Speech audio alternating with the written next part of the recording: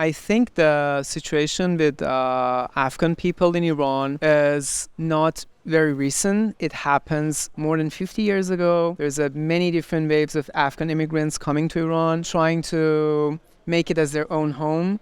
But it never happened. Every generation has their own specific stories. And what we wanted to do is to address this to Iranian audience, especially that there are a wave of refugees who were born and raised in Iran, but they do not have Iranian nationality. They're suffering from a huge indiscrimination. The best way to do that was choosing this chapter situation to show the Kafkaesque atmosphere behind the reality. So as Raha, my co-director, co-writer, always says, it's a mosaic of discrimination. So we just made this collage of different stories from different characters in different part of the time to show that something really not working in this society. Since there is no protection from the law and from the government, I think they feel very desperate to even reach out to their own family to ask for help. And their family cannot do anything for them. They all have their own secret,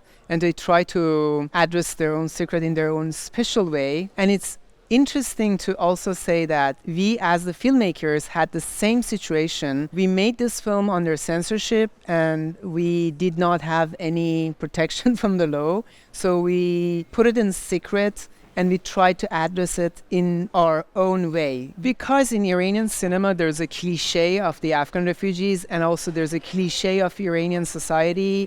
It's about hospitality and kindness and those things always. And we tried to make it the way that we think is the closest to reality. We chose different characters with different nuances of behavior, and that was the result. That was very important for us from the beginning of the script because we knew that it's a sad story and we didn't want to overwhelm our audience with just sad moments. It was very important to kind of relieving time for the characters to respect their life, I think, because the most disastrous life is not all about disaster. Also, you can always find like poetic, calm, relieving moments in very bad situation. It was very important for us to find that and implemented it in our film in different chapters. For any chapter, we had this discussion with my co-director, Raha. We need to go back. When is and where is the best moment for the film to the directors and the camera goes back and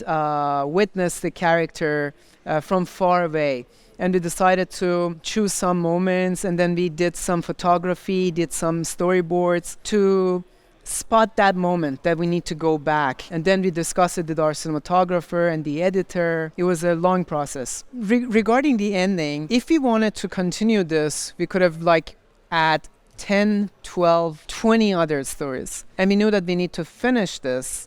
And I think for us, the concept of family was very important. So the ending is like the guy tried to keep the family, try to reassure the concept of the family. It was very important for us, the power of expression. We have this amount of secrecy, not being able to address anything, try to hide everything from your family and everything. It was really important for us that our character at the end can express themselves. That's why we did that. We noticed that this community they even cannot express their situation, either because they're not allowed or nobody listen. And I think it's the power of storytelling, and it's the whole idea behind storytelling that try to empower the community that cannot tell their story. Me and my partner are both Iranian, and we made a film about Afghan refugees in Iran. As Iranian filmmakers, I really hope that